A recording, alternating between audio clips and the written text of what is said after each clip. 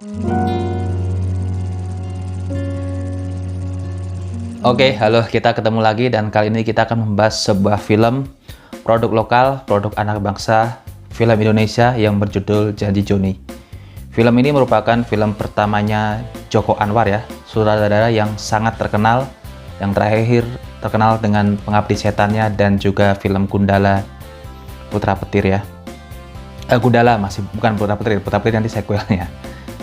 Baik, film ini memang film debutnya Joko Anwar sebagai sutradara. Setelah sebelumnya dia sempat hanya sebagai asisten sutradara, kemudian dia sempat membuat film tapi filmnya dokumenter, dan ini benar-benar film layar lebar pertamanya dia sebagai sutradara. Film ini dirilis tahun 2005 dan kalau teman-teman mau menyaksikan bisa ditonton di Disney Hotstar.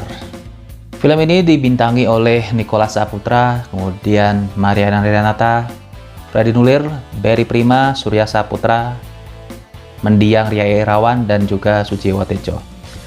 Film ini bercerita tentang Joni, seorang tukang antar gulungan film atau biasa disebut dengan real films, dari satu bioskop ke bioskop yang lainnya lagi, dengan metode dia harus menyelesaikannya secara tepat waktu karena dia punya prinsip bahwa jangan sampai rekornya dia sebagai pengantar film itu terkotori karena dia melakukan keterlambatan. Jadi memang rekornya dia selalu mengantarkan mengantarkan gulungan film atau reels film ini secara tepat waktu, dan dia akan tetap mempertahankan ciri khasnya yang selalu tepat waktu itu tanpa mengalami keterlambatan sekalipun.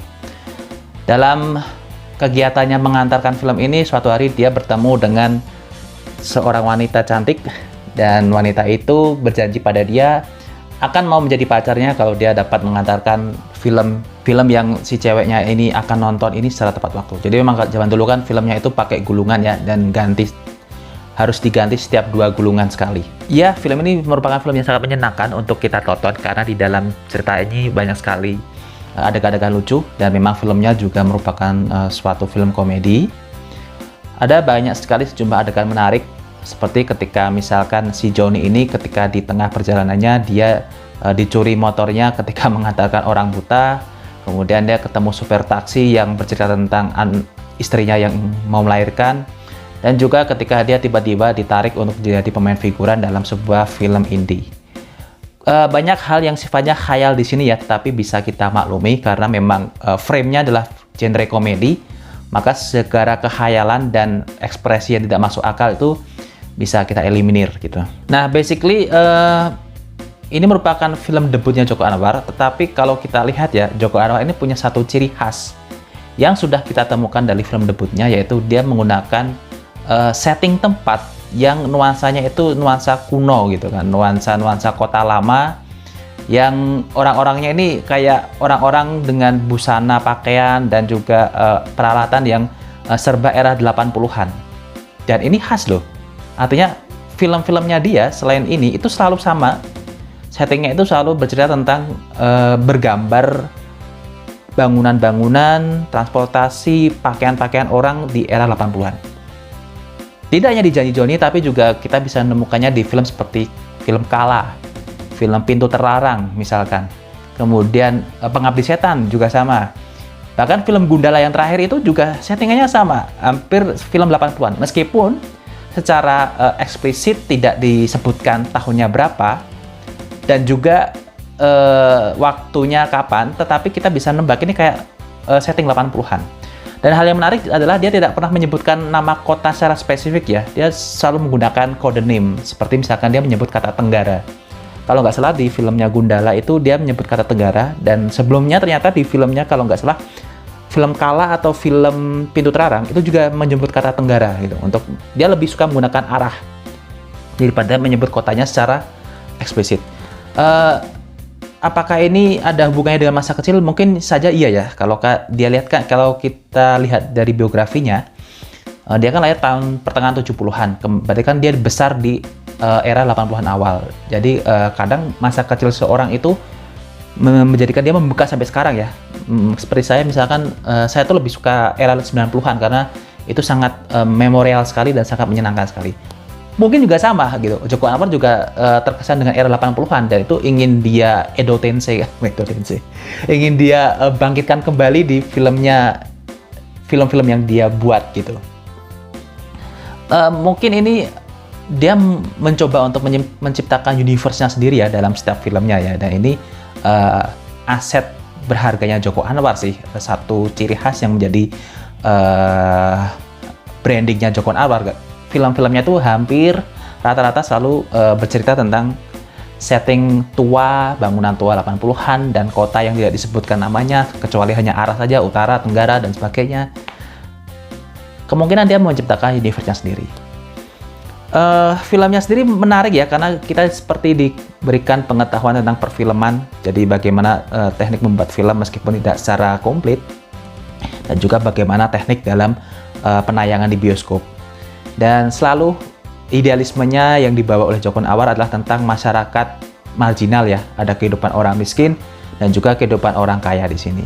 Ini yang selalu ditontonkan oleh beliaunya dalam setiap filmnya. Kemudian juga adanya nilai-nilai kebebasan yang makin kesini makin kelihatan sih sebenarnya. Dan itu prinsip-prinsip kebebasan ini selalu dia tampilkan secara terselubung mungkin ya, kalau saya boleh mengatakan, di setiap filmnya gitu. Dan itu sudah terlihat dari film pertamanya yang berjudul Janji Joni ini gitu.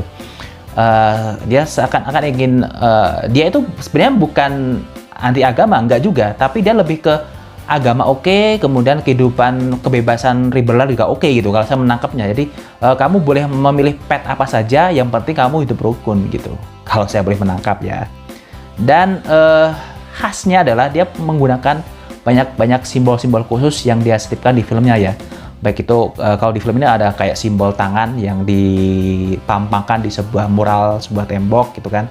Dan ada beberapa perlambangan-perlambangan yang secara terselubung yang dia kayak menantang para penontonnya, itu kayak ini loh, maksudnya saya ingin menyembunyikan pesan khusus gitu. Tenang, bukan pesan Illuminati ya, enggak gitu. Beliaunya oke kok. Tapi ya tadi ya, agama oke, hedon oke, dan sebagainya lah. Hura-hura oke, nyari kepuasan seksual oke, dan sebagainya. Dan ya entah kenapa ya, selalu ada pesan seperti LGBT di setiap filmnya. Saya nggak bilang dia pendukung LGBT atau enggak, saya nggak ingin bahas itu. Yang saya lihat adalah selalu ada kebanyakan ya cerita tentang pria gay itu selalu ada di setiap filmnya gitu. Bahkan di filmnya Janji Joni, di film pertanyaan itu sudah kelihatan ada cerita tentang pria yang gay, dan itu diulangi di filmnya yang kalah ya. Itu juga ada gay, kemudian di Gundala itu juga disebutkan LGBT dikeluarkan lagi ya itu terserah dia lah ya, maksudnya saya lebih tidak akan membahas ke situ, tapi itu khas loh di setiap filmnya gitu kan. Dan bagi saya pribadi ini merupakan suatu persaingan ya, dimulainya persaingan antara Joko Anwar dan Hanung Bramantyo. Karena ini film tahun 2005, di mana di tahun 2005 itu Hanung Bramantyo juga mengeluarkan film komedi juga yang berjudul Jomblo. Jujur kalau film ini sama Jomblo bagus yang mana? Saya bisa mengatakan bagusnya film Jomblo sih sebenarnya, karena sebenarnya Hanung sama Joko Anwar ini punya ciri khas masing-masing ya, tapi nantilah ada bagian tersendiri. Dan ini sangat menyenangkan karena memang ya tanpa mengurangi kehormatan pada sutradara-sutradara yang lain, memang dua sutradara ini yang selalu saya nantikan setiap filmnya sih. Beberapa acting yang bagus di sini adalah actingnya Surya Saputra sebagai orang yang pemarah ya di sini ya. Itu keren banget ya sebagai orang yang posesif, pemarah gitu kan. Jago banget Surya Saputra. Kemudian ada actingnya Berry Prima yang terlihat sangat berpengalaman di sini ya. Kalau aktor-aktor lain tuh kelihatan dia kayak menghafalkan teks narasinya ya. Tapi kalau Berry Prima itu dia setengahnya tuh kayak ngalir gitu. Jadi dia kayak nggak kesan menghafalkan teks. Dia itu bisa ngalir. Ngomongnya tuh enak banget gitu. Ketika dia jadi supir taksi, cerita tentang keluarganya itu bisa lurus banget, enak, ngalir banget. Beda sama karakter lain yang kelihatannya kayak tergesa-gesa gitu, karena ada yang harus yang dia hafalkan dan membuat punchline. Tapi Berry Prima ini benar-benar bisa sangat ngalir. Kemudian yang bagus di sini juga akting pemeran yang memerankan sebagai penonton bioskop yang tulalit ya. Itu keren banget sih. Itu bisa menyenangkan lah, itu bener-bener yang bisa kita bikin kayak jengkel, getem gitu kan, dapat banget. Dan juga di sini wanita yang jadi heroinnya di sini, Mariana Renata, yang sebagai gadis yang dikejar-kejar ini juga bagus banget sebagai putri Solo yang kalem, yang tenang itu. Meskipun dia orang dia dilahirkan di Paris, Prancis ya, tapi karakternya sebagai seorang wanita yang kalem itu, oh God damn it, okay God, all hell Maria Renata. Kemudian kekurangan film ini adalah banyaknya dialog-dialog yang terlalu panjang menurut saya ya, dimana karena dialognya itu panjang dan itu dialog jokes, maka punchline-nya itu nggak kerasa gitu loh. Harusnya tuh cuma punchline-nya tuh untuk menjadikan komedi selera Indonesia itu sebenarnya nggak usah panjang-panjang, tapi dia membuatnya sangat panjang sekali. Jadi kelihatannya kayak kita ketika dia ngomong kayak, hah?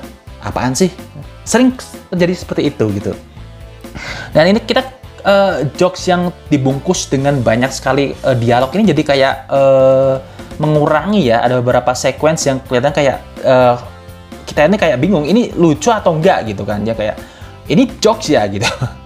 Dan nilainya tuh kayak kita itu melihat, jadi kita itu kayak ngelihat film scary movie gitu kan, tapi lucunya itu bukan pakai adegan gitu, tapi pakai dialog. Jadi ya kayak kita gitu.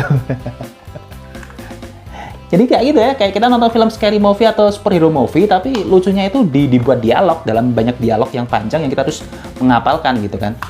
Superhero movie lagi. shit.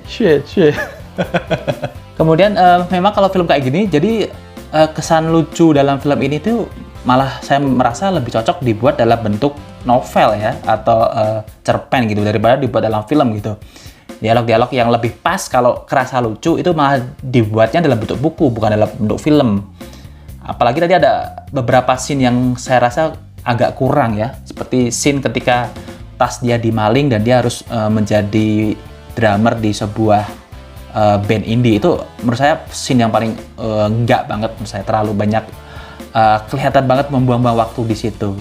Ya memang ceritanya sih memang perjalanannya dia ini ya mengantarkan reels film atau gulungan film ya, tapi yang lainnya itu kita bisa menikmatinya, tapi menurut saya ya di bagian yang dia jadi pemain drum itu terkesan lebih membuang-buang waktu sih. Dan kelemahan lain adalah beberapa karakter yang menurut saya kurang pas ya. Nggak kenapa ya, dari dulu saya ngeliat tuh kalau Surya Saputra ini nggak pas sebagai orang proletarian ya. Bahkan dalam filmnya Gi yang dia menjadi Soho Gi, itu nggak tahu ya kenapa ya Surya Saputra itu kayak nggak pas gitu, jadi orang yang miskin, dekil gitu kan, proletarian, hidup di jalanan tuh nggak kerasa feel-nya. Dia tuh memang dia tuh orang ningrat gitu loh. Dia tuh bukan orang yang harus dikotor gitu, dibuat kotor. Dia tuh orang yang berada di atas. Dia tuh orang yang sangat bangsawan, sangat kalem, ulama.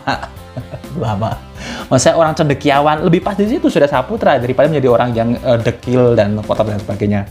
Dan juga ada beberapa adegan ciuman ya, adegan kissing yang menurut saya tidak pada tempatnya ya.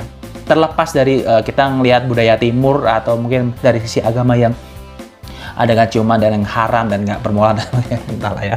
Tapi secara objektif saya ngelihatnya ya, kissingnya ini terlalu kayak dipaksakan banget gitu, nggak pada tempatnya, tiba-tiba ciuman gitu kan, nggak yang natural gitu, nggak yang pelan-pelan reaksi kemudian cium, kayak mohon maaf ya, bahasanya kayak disosor aja, dan itu malah jadi mengurangi filmnya. Malah lebih bagus kalau nggak ada adegan kissing yang menurut saya.